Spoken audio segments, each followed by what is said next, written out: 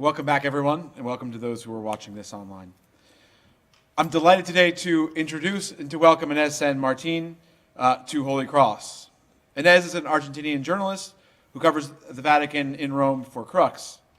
Before joining Crux, she was a community manager, content director, and graphic designer for Conta con Nosotros, and worked as a reporter and editor for Valores Religiosos in Buenos Aires. She managed the international press office for World Youth Day in Rio in 2013. I can tell you, having been there, this was no small feat. Most of Rio was interestingly organized, but people universally praised the organization and efficiency of the press office, singularly among the offices of World Youth Day. When Crux, the news site, split from the Boston Globe in 2016, Inés was named director of Crux, and her good work has led the site to be one of the most widely read Catholic news sources, garnering 2.3 million views a month.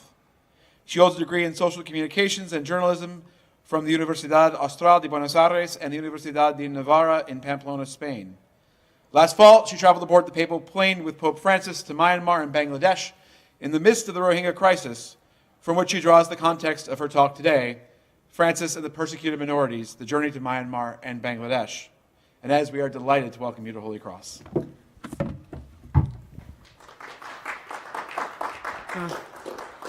Thank you very much, Mike, for that introduction. I hope everyone had their coffee, because I know the 10:30 talk can be a tough one to go through if you're not well caffeinated. Hopefully it won't be too boring.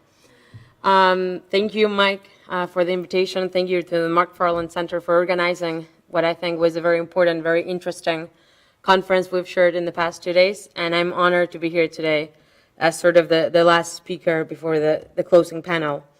I have to say I can put in 3 hats to talk today about the Pope's trip to Myanmar and Bangladesh. One of them is that of a journalist, one of them is that of a Catholic, and one of them is as someone's daughter. As someone's daughter, I'm going to ask Pope Francis to officially try to go to trips that won't let my mom to light a candle in the middle of the night praying for my safety, because whenever I tell her I'm going to with the Pope somewhere, she starts panicking. It's like, is it an active war zone like the Central African Republic, or is it, there's always danger involved. So as someone's daughter, Pope, let's please go to the Caribbean next.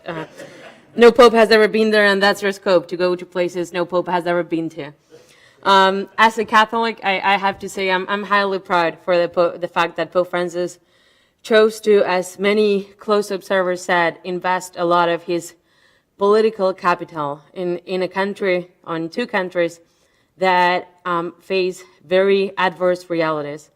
Yes, we all heard by now of the Rohingya and this 1.5 million people strong minority that is technically stateless because they are rejected by Myanmar and they are rejected by Bangladesh as citizens. We're talking about 1.5 million people who have nowhere to live because no one wants them. And those countries who claim to be open to them, such as Thailand, do so because they need very cheap labor. And when I say cheap labor, I mean slaves who are caged into boats fishing the fishes we eat in the grocery stores. I'm proud, again, as a Catholic, that the Pope decided to take this very risky trip. Now, as a journalist, I was highly challenged, and that's basically the perspective I'm going to hopefully bring to you today. This was not an easy trip for us to cover. This was not an easy trip to get right, because it's very easy in the group mentality to get bogged down into one issue whenever you're traveling with the Pope. And in the case of Myanmar and Bangladesh, of course, 1.5 million people who are being systematically cleansed, according to the United Nations, is a very big issue. However, a lot of the trip was reduced to, will the Pope use the word Rohingya or will he not use the word Rohingya? I would like to remind, or actually ask everyone in this room, did anyone had ever heard of the Rohingya until 2 years ago when Pope Francis first spoke about them at one of his Wednesday audiences? Because personally, I hadn't. I had no idea who these people were until Pope Francis first spoke about it. And I'm personally convinced it was Pope Francis announcing that he was going to Myanmar and Bangladesh that led Reuters, that led the Associated Press, that led the New York Times, Agencia French Press, the Spanish news services, to send people to Myanmar and Bangladesh to find out what's going on, to actually shine a light to this reality. So Pope Francis, when he went to Myanmar and Bangladesh, he brought the media with him. And this is something that I think is key, and it cannot be lost on does he use the word or not. It doesn't matter. He used the word first than anyone else. The United Nations wasn't talking about the Rohingya when Pope Francis spoke about them for the first time. No president in the world was talking about them. Pope Francis was, and he said, I'm going to double down. I'm going to come down with a plane full of journalists, and we're going to be talking about this issue, even if I don't talk about it. Even if my trip is reduced to, oh, he didn't say the word, he's a failure. There's a lot that was written coming after the Pope saying that he'd lost some moral stand, moral value. Did he lose some points? Maybe he did. But when, again, we go back and we contemplate the fact that it's because of those moral value standpoints he lost, that we actually talked about a reality that is still very much a reality today. We cannot forget that are some 800,000 people who are living as refugees in settlements that weren't there until 6 months ago, that were literally landfills until 6 months ago, that have in no way been prepared in the past 6 months to hold 800,000 people for what might be 10 years. When you become a refugee, you're not a refugee for a couple of months. Most people end up being in refugee camps for generations. And this is a reality that we still have today, that we have to talk about at some point. Now, as a quick overview of the trip, as I said, of course, the Myanmar key element were the Rohingya. Something else to keep in mind, Myanmar is a country that up until less than a year ago had no diplomatic relationship with the Vatican. We're talking about a country in which the Vatican, the Pope, had technically very little power, if any power at all. It was Pope Francis and the effort of Aung San Suu Kyi, the country's democratic leader, that both of them got together several times, both of them in an attempt to move forth in the country's reversal of a 5-decade military government that today continues to have a very strong hold on the country, that they were able to come together and build relationships. The Vatican is usually described as the world's most important soft power. It has no army, it has no weapons. You will never be invaded by the Vatican, despite the fears some people might have of, they're going to come here and they're going to proselytize and convert all of us. The Vatican does not have that power and most definitely cannot do it through force. Yet it can open doors to the world's diplomatic services, and this was a very important step for Myanmar. It wouldn't have been possible, and it has to be said, without Aung San Suu Kyi, who today is under fire in many quarters in the West. And I'm not here to defend her, because I don't know her, and I have no personal investment on this woman who was awarded the Nobel Peace Prize for what she did for her country's democracy. But it's important to keep in mind, and I do come from Argentina, I do come from a country that has suffered military ruling for way too long, that has suffered the dangers of a weak democracy. If you give me the choice, give me a weak democracy every day over a strong military government. I think this was something very important that very few journalists had in mind when we went to Myanmar and we started to write about the Pope's trip to Myanmar and Bangladesh.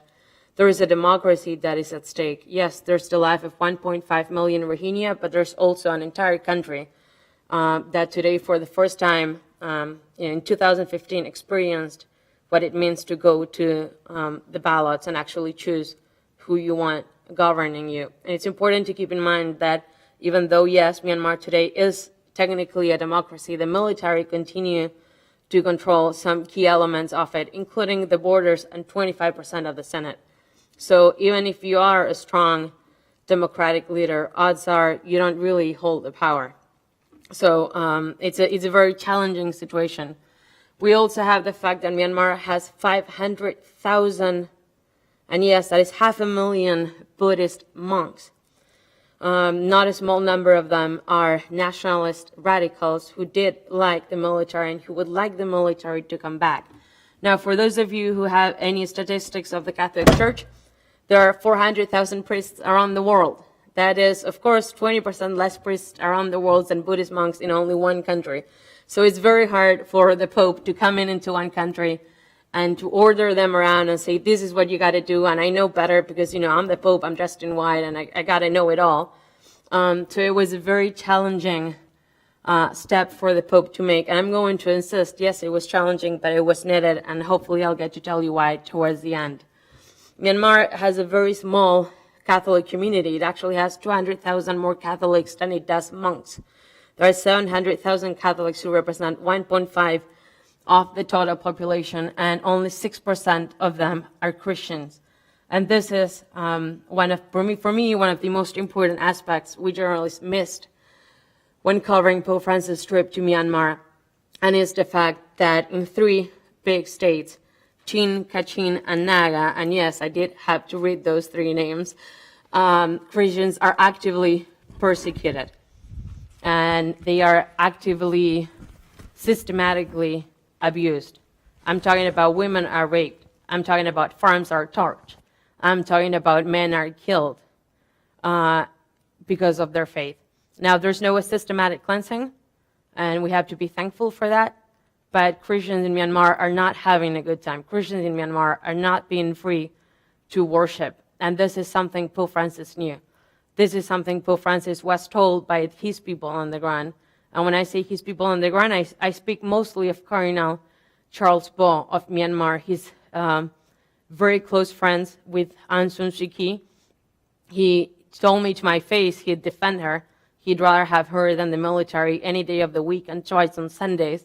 And it was very important for him, for the Pope to come, to raise awareness, to challenge the people of Myanmar, also known as Burma, but the Vatican calls it Myanmar, so I'm going to stick to that name. But at the same time, don't come to, what Cardinal Bo told the Pope a week before the trip is, don't come to my country and insult my people. Come and challenge us.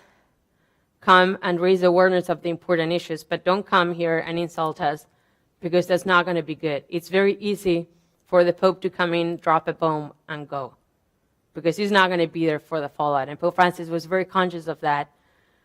He needed to raise awareness without insulting the host, because no one goes to a house and insults the host because the food was bad. We all complain about it, but no one says it to the host's face. At least I hope you guys don't, when you come to my house at some point. Now, in the state of Kachin specifically, it is mostly Christian. 92% of the population, according to Open Doors International, have spoken or denounced abuse. This is something Pope Francis knew about. This is something Pope Francis actually spoke about in a very covert way during the open-air mass he had on the third day in Myanmar.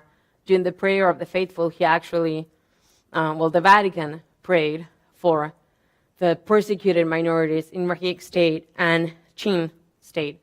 Rakhine State, of course, is where the Rohingya are, and Chin State is where the Christians are 92% of the Christians are being persecuted.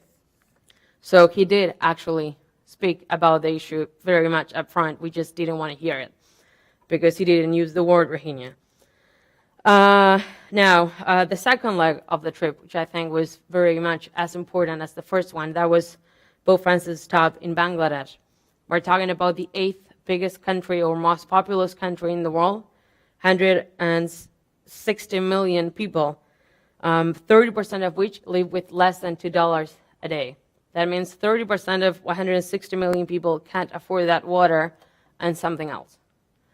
Pope Francis chose to go there. We're talking about a Muslim majority country. 86% of the people in Bangladesh are Muslim.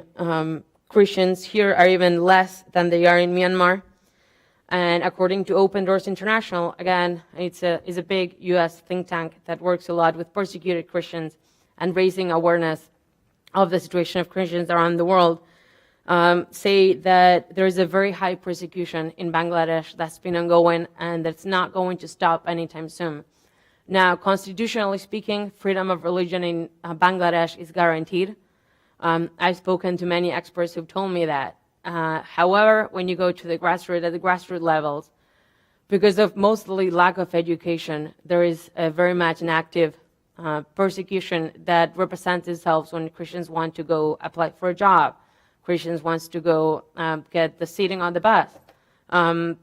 There's no danger of getting killed, but there's no danger of living a first-class citizen life either, because that's not going to happen. Francis knew this, and I think this was very important. It was very evident when he met. He had a very important interreligious meeting during his first day of the trip to Bangladesh. Two major things happened there that day. The first one was that the Pope used the word Rohingya. He wanted to make it clear that, yes, I didn't use the word in Myanmar, but can we please move on from this topic? Can we please bring attention to a plethora of issues that were extremely important? So he met with 16 Rohingyas. He hugged each one of them. He spoke to each one of them and kept them all on stage and told the world that, yes, today God's presence in the world is also called Rohingya. You cannot be more clear than that. Here you have the head of the Catholic Church speaking about a highly persecuted Muslim minority and telling us God is there in them too. We need to protect them. We need to do something. I used the word, please move on, listen to everything else I have to say. And one of those things he had to say, and this was key, and it was very much evident that day, was the fact that we cannot continue to kill each other. We cannot continue to persecute each other in God's name. And he did that very clearly when he met with the country's highest religious leaders from different denominations. There were Muslims, there were Hindus, there were Buddhists. Within each major religion, there were different people because each major religion is divided in itself. And we had several Christian leaders, and all of them prayed together. All of them in a country that is highly religious, where 92% of the people claim to actually actively live their faith. The Pope and the rest of the religious leaders says, we get along. We have our differences, but yet we can still live together. We can still pose for a photo shoot. Can you please pose for one yourself? Can you please be able to talk to among each other or among yourselves? Because this is important. The world needs for us to be together in our disagreement, in our differences. Today, 200 million people are actively persecuted because they believe in Christ.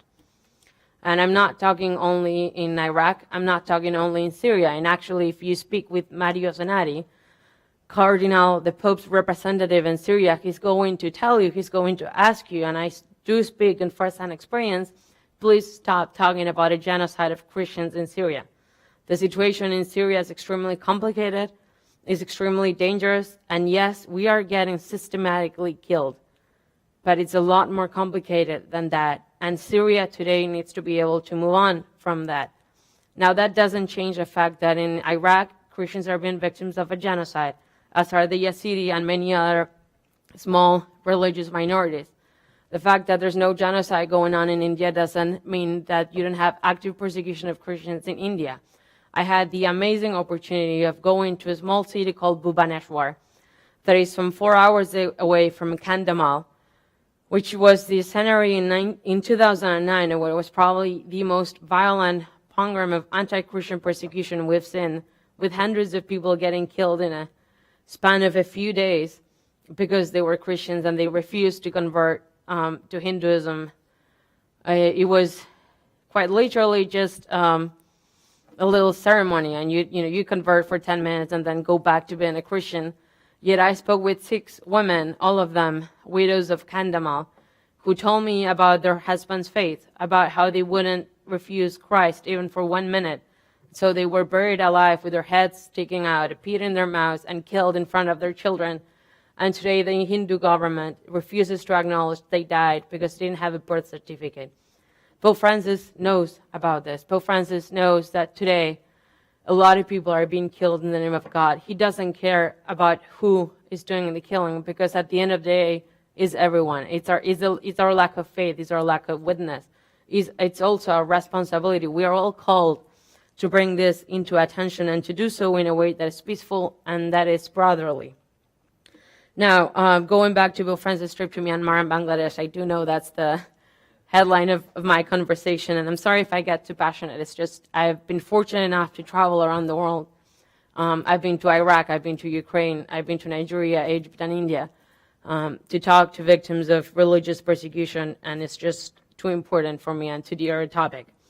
Now, something else I want to talk to you about is Pope Francis, during his trip to Myanmar and Bangladesh, he became a victim of his own narrative. We all expected for him to be a smashing success in raising awareness over the issue of the Rohingya. He's taught us, he's trained us to believe that he's an ever-powerful man who can parachute down into the most dangerous of the world zones and fix everything in 24 hours, just like God created the universe in 7 days. Now, as spokesman Greg Burke, American, told us during the Pope's trip in Myanmar, we were at a press conference, and he half-jokingly, half-seriously said, I know we all believe the Pope is capable of miracles, but we're asking for too big a miracle when it comes to solving the situation of the Rohingya in Myanmar and Bangladesh. This is something that has been going on basically since the early 19th century, when the Rohingya were brought in by the British from Bangladesh as slaves to Myanmar. The Myanmaris have since denied that they are from Myanmar, and the people of Bangladesh call them Bengali interlopers. They refuse to acknowledge them as citizens too. So we thought Pope Francis could parachute in and fix everything in the 74 hours he spent in Myanmar. Of course, that is asking for too much, yet he did leave us with a lot of very important images. He did raise the level of awareness on the issue, and I think this is what he was aiming to do. This is what he was wanting and willing to do by risking his own political capital, because he believes in this issue, and he does honestly believe that it's our job as Christians to learn to live with one another and to lead by example. And what Francis was trying to do is go to Myanmar and say, yes, this is complicated, and yes, I understand that the problem goes back to centuries, but still something has to be done. The world cannot remain ignorant and silent under so much suffering. We also have the fact that Pope Francis is a soft diplomat. He's not, as I said before, that the Vatican is not going to bomb and invade a country to try to fix its problems, as we've seen many nations done before, and we'll see many nations do again. What the Pope can do is go to a country, or even without going to a country, just raise the awareness, raise the level of interest on an issue. And Francis, we've seen him doing it several times before, and he's bold in doing so. He's not afraid to do what needs to be done when it needs to be done. He's just, as Father Tomris told us yesterday, he's very well informed whenever he goes to a country. He doesn't just parachute in, despite he actually telling the pilot of the Alitalia flight that took him to the Central African Republic that if he refused to land, he'd be parachuting in to Central African Republic, because he wanted to go to Bangui. Now, when a Pope goes to a country, he's been heavily briefed. There have been exceptions, and we're not going to get into Chile right now. But in most cases, the Pope does actually know the situation on the ground fully well. He did know the situation fully well when he came to Myanmar. And he knew of the dangers of speaking and the dangers of not speaking. And he risked his political capital. But we all knew what was being said. We all knew what he meant when he said that Myanmar, and I'm going to read here, the future of Myanmar must be peace, a peace based on respect for the dignity and rights of each member of society, respect for each ethnic group and its identity, respect for the rule of the law, and respect for a democratic order that enables each individual and every group, non-excluded, to offer its legitimate contribution to the common good. You have to be blind, deaf, and I don't know what else not to know what the Pope was talking about when he said that. And that's what he does. That's what you do when you're a soft diplomat. That's what you do when you want to enter into dialogue with the other person. He told us on the plane, yes, I did not have the satisfaction of punching them in the face.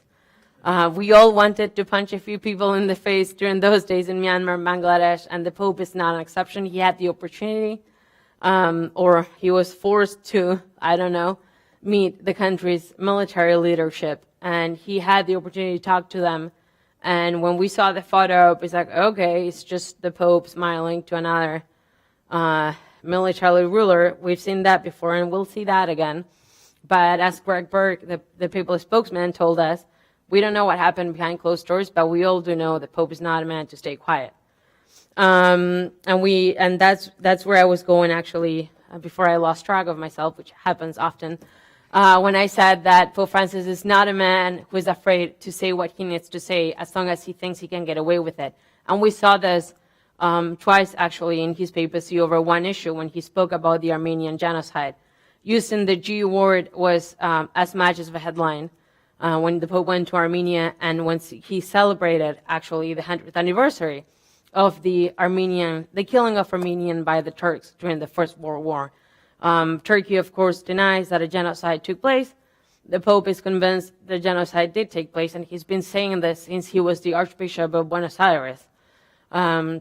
He had very strong ties to the Armenian community in Argentina, and he continues to have those ties today as the Pope.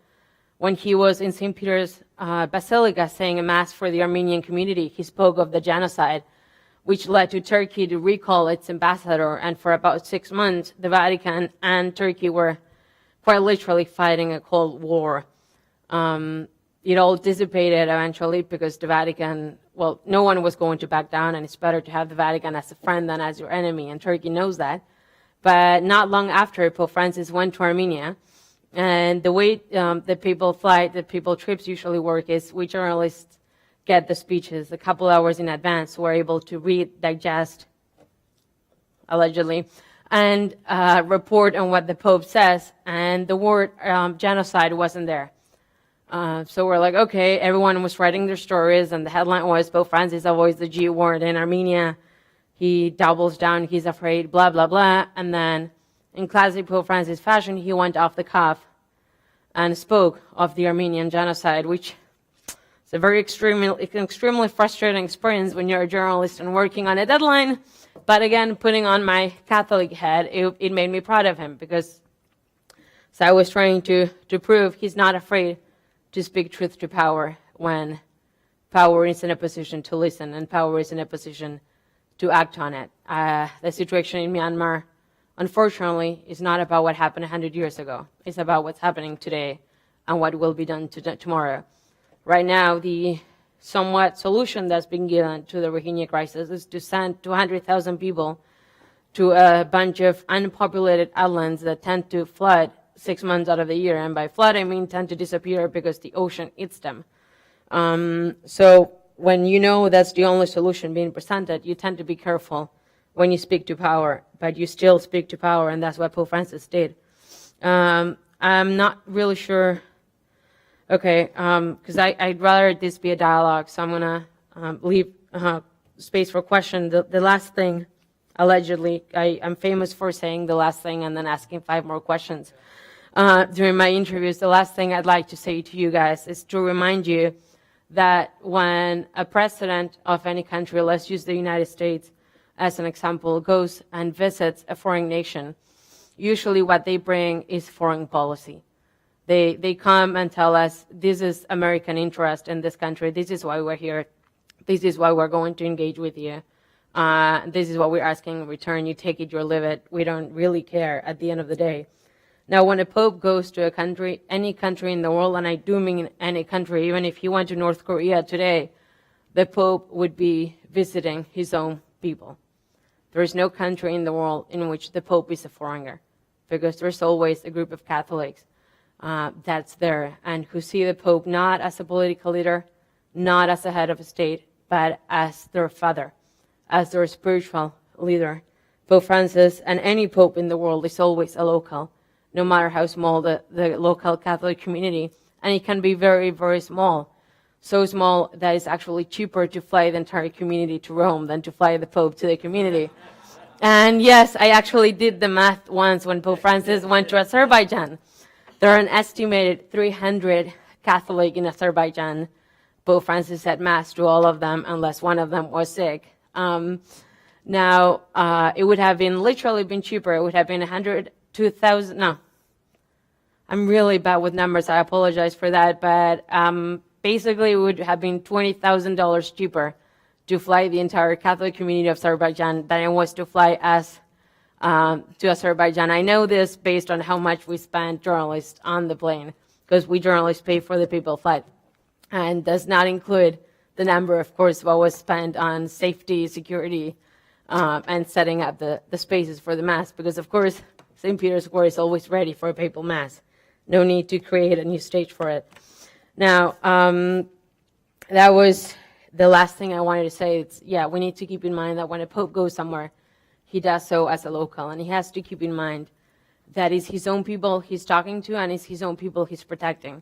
Yes, he's a global leader. Yes, he's become the moral voice on a lot of very important issues, such as the environment, and we all in the media loved to beat that drum and have Pope Francis have an actual impact on the Paris Global Summit.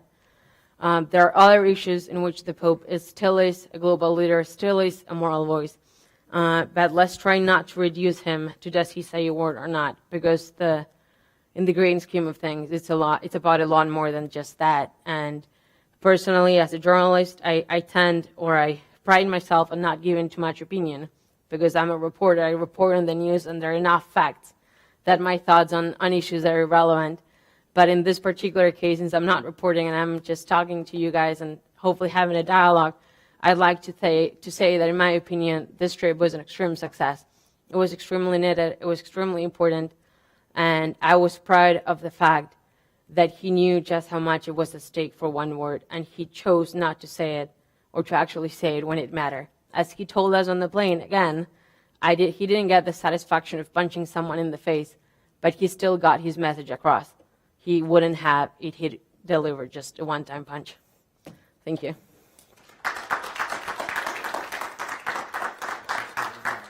I sit down? Oh.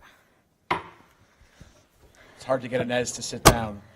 Well, I've been lying down in bed for 2 months with 2 broken vertebrae. I know if whoever was here yesterday, Tom started his conversation saying that those putting the conference together were afraid for a minute because he'd been arrested and one of us was in the hospital. I was the person in the hospital. I'm a klutz. Something happens to me and I end up in the hospital. So on that note, we have some time for questions. For me, it was an extremely important experience. We were in Mumbai for a few days, and then we flew into Bhubaneswar. It's a not small city, but by Indian standards, of course, it's kind of a very different statistic than we'd have in a lot of our countries. We're talking about a very poor, in many ways, region in the country. It was very hard for us, for instance, to find a hotel with good, reliable Wi-Fi, which, of course, for journalists, that's virtually everything we need. Does it have Wi-Fi or not? If it doesn't, then we can't stay here. If it's under the tree, that's fine. Does it have a modem? Now, the experience was, I'll acknowledge, life-changing. We spoke with a lot of people in Bhubaneswar. I'd like to say some 12, 20 people, maybe like a dozen people in 48 hours, most of them direct victims of this violence I was referring to. It's rarely spoken about, but we see extremism everywhere in the world. And the rural areas, of course, it becomes even more important or even more present. And this is something Tom could probably talk about way more than I could because of his job at the State Department. They actually had a great report out in 2016 on the situation in Myanmar and the Christians. Yes, they spoke about the Rohingya, but they had a full-on different report on the silent persecution of Christianity. That was, for me, the Bible during this trip. Now, going back to the situation of Bhubaneswar, today is a problem that's been almost forgotten by everyone. We speak very little about what happened, yet for those who were victims, this is clearly very much still an open wound. We're talking about some 100 people. They were killed. 100 people were killed in the worst imaginable ways. I don't want to weird you out with the gory details, but a person was cut up alive. They grabbed his intestines, use them as flags and start screaming, "I killed a Christian, I killed a Christian," in front of his children, and then burn his remains so there would be no evidence of what had been done to that person. It's been almost 10 years now. The so-called widows of Kandahar, with the help, some of them are Catholic, some of them are not. We're talking about different small Christian churches. A lot of what we see of let's open the garage door, even though they have no doors, but let's put a roof and let's call this a church and follow Christ and read the Bible, kind of Christianity. Most of these are people who don't know how to read or write. Most of these are people who, when they go to a government office and say, we've been promised some sort of financial aid because of this violence that was done against us, I'm here to collect on that promise, they're going to be told that since they have no birth certificate, they didn't exist. They're going to be told that their husbands, the parents of their children, who were, again, gutted out in front of them, were never born. There's no record of them because they never learned how to read or how to write. And I'll never forget one of these women. She kept showing me a stack of newspaper reports that had been given to her by government officials, and newspaper reports on the traffic, on the weather, on absolutely nothing relevant for anyone's life. And she kept telling me that this was the proof that had been given to her by the government officials as to her husband's death. And with that paperwork, she was going to be compensated for what had been done to her family. She didn't know that she was showing me the weather report for 5 years ago. This is how sad and dire the situation is. Today, the Catholic Church is working on the actual canonization of the people of Kandahar. There is the local bishop, Bishop Barwa, an amazing human being. He's working very hard, but again, he has the same problem the widows do, which is there's absolutely no paperwork. So how can the church, not to be bogged down with bureaucratic stuff, how can the church recognize the death of 50 people when they don't really know how their names are spelled? Because we don't know, we don't have them, we don't have that information. But we've spoken with the people, we've seen their suffering, it's a reality, and it's something that is happening. Unfortunately, the saffronization of India is the reality. There is a slow but steady growth of Hindu fundamentalism. And for those of you who follow the Pope closely, maybe you guys remember that when Pope Francis first spoke about going to Bangladesh, it was supposed to be a trip to India and Bangladesh. Now, what he told us on the way back from Myanmar and Bangladesh, when a journalist from India asked him, like, hey, Holy Father, you were supposed to come to India. Like, you didn't, and what's up with that? The Pope very honestly acknowledged that the paperwork never arrived. And by paperwork, he means the official invitation from the government of El-Sisi was never issued. And the Pope, as a head of a state, has to be invited by the local powers, and as a religious leader, has to be invited by the local bishops. The bishops issued the invitation. The government didn't follow through with the promise of doing so. So the Pope, my opinion, very rightly chose to go to Myanmar in the hopes that at some point he'll be able to dedicate 10 days to India, because India is a continent on itself, and a couple of days would not have cut it. The Catholic Church is definitely trying, but we need to remember that the presence of the Church in India, in comparison to the size of the country, is relatively small.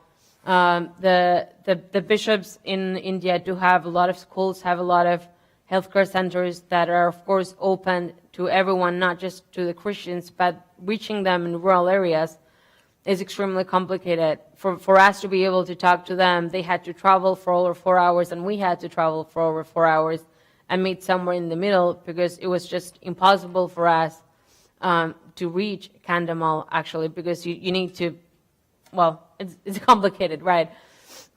So the church is trying to provide education. The church doesn't really care about what the persecutors think, in the sense of we're not going to stop educating or helping in any way we can because of the persecution. They're going to try to do so in a smart way. They're going to try to do so in a careful way. But the church's prophetic role is prophetic everywhere, not just where it's safe and civilized. When we first arrived in Mumbai, we were taken, we had a local person, her name is Nirmala Carvalho. She's, in my opinion, the best Catholic journalist coming out from Asia. And she, not only because she writes for Crux, but because every single bishop and cardinal down there is afraid of her. And I'm pretty much convinced that every priest has a phone, and then a Nirmala phone. And whenever that one rings, even if it's in the middle of the consecration, they got to pick up, because if not, they're going to be in trouble. There's not a single person she cannot get for us. The first thing she did was take us to a Marian shrine, because there was some monthly celebration going on, and she thought we had to sit. And I'm really glad she took us there. I won't pretend to remember the name, because it was in Hindu. But what I saw was thousands of people there who were praying to Our Lady, and most of them were actually Hindu. Not actual, I mean, even though there is a big Christian presence in Mumbai, there's an actual Catholic neighborhood in Mumbai. There is a lot of, I guess, the syncretism of, there's a lot of respect towards the figure of Our Lady among many Hindus. But then right after that, we went to talk to a Hindu scholar who told us, you guys need to raise awareness. You guys need to be conscious of the fact that the situation might, the tide for Christians in the civil, India, in the cities of India might change pretty quickly, because we're seeing a growth in the radicalization, and it's up to you guys to do something. There's only so much Hindus themselves can do, is what this scholar told us. And I 2 days later, we flew to Bhubaneswar, and I believed it. And we didn't even need to fly to Bhubaneswar to see that difference, that dichotomy. We found it in the outskirts of Mumbai when we went to the rural areas, and we had a little pastor with his little church that had no real name and no real affiliation to anyone, who just opened the doors and started talking about Jesus. And he told us that once a week he'd get ransacked. Like, yeah, no one ever attacked me, but I need to buy Bibles every week. Like, okay, that's interesting freedom. So yeah, there's definitely, I think, a very big difference for our time between what we might see in Mumbai, what we might see in the major cities. And in that sense, not that I want to get into China too much, because there's more I don't know that I'll ever learn about China. We have a similar, for what I've been told, situation in China. It's not the same to go to the big cities of China than to go to the rural areas of China. Because as a tourist, you can go and you can find a mass, and you can find a church, and you can go attend the service, and it's going to be beautiful. But then you take a car 200 miles north or south of whatever city, and you might get killed just for asking, sent to prison just for asking where the nearest Catholic church is. There's a similar situation in China, and I think it's something you guys should be monitoring closely. Look forward to the next report. A lot of people still ask us, why are we beating the drum of anti-Christian persecution when there's no such a thing, despite the fact that we know that at least 200 million people today are at risk because of their faith. It's not to say we're free of blame. It's not to say, I'm just saying it's a very important issue, and one we're proud to be able to cover with your help. I've always taken small precautions. Like, for instance, if I go to Muslim majority country, I put on a wedding band, for it to be clear that no, I'm not a virgin, because I'm married, so don't kidnap me, don't do anything to me. And then there is the fact we've always taken a lot of precautions. I joked at the beginning with the fact that my mom is usually afraid whenever I tell her I'm traveling. Not without merit, because yes, I've been to active war zones, and yes, I've been to Iraq. But the truth is, we travel, or at least we try to travel in the safest way possible. We let the embassies know that we're coming. In Iraq, I went there with Colonel Barbara and a friend, so we had an entire team, and the French government and the French army knew we were coming. We flew in with 100 pilgrims from the Diocese of Lyon that have actually, they've started what I think is a very important project of pairing churches, or pairing the diocese of Erbil that today hosts some 150,000 Christian refugees from the Nineveh Plains and the Diocese of Lyon, and they've been helping refugees and setting up camps and actually building buildings meant for refugees and providing them with food. And when it comes to India, for instance, again, we always travel with care and precaution, but at the end of the day, I won't deny I've been afraid at some situations, because we're suddenly driven 3 hours out of civilization and you don't really know where you are and how you're going to go back most of the time. But to me, the story is too important not to tell it. We were in the Syrian border, bombs were exploding 2 miles from where we were, but we stubbornly decided the story matters too much. As far as Tom said, I don't think it's being told enough, and we need more people who are I would like to say bold enough, my mom would say stupid enough, to go to these countries and tell the story of the people at the grassroots. What's happening? How are people still remaining strong in their faith despite the many challenges? And the challenges there is not secularization, it's not Sex and the City, it's actual persecution, and it's I think in many ways making them bold, even more bold in their faith, and for me even more worth witnessing. I'm just very humbled by the fact that I get to do that. I would sign any paperwork that's presented to me confirming or swearing to the fact that when the Pope decided to go to Myanmar, he'd reached out to the other religions first. He'd reach out to the other religious leaders to make sure that everyone was on board. When he decided to go to Myanmar or to Bangladesh, he did not go to Egypt at the invitation of the Coptic Pope. The Coptic Pope sent it after the Grand Imam of Al-Assad had already said, we're going to welcome you here. We think it's important that you come. There is, I think, a growing consciousness around the world when it comes to religious leaders of the importance of speaking up against killings in the name of God. We see that in every religion. And yes, there are fringe groups everywhere, and that's never going to change. And as Pope Francis has said, Christians have terrorists too. At the end of the day, he goes there after making sure that he's not going to further endanger his people, Christians, when he goes there, which is why, again, he didn't use the word Rohingya in Myanmar. He wasn't just thinking of the Rohingya. He was also thinking of the 600,000 Catholics who could have gotten killed if he'd said the wrong word. Why don't you join me in thanking Inés for her talk. Thank you very much for coming.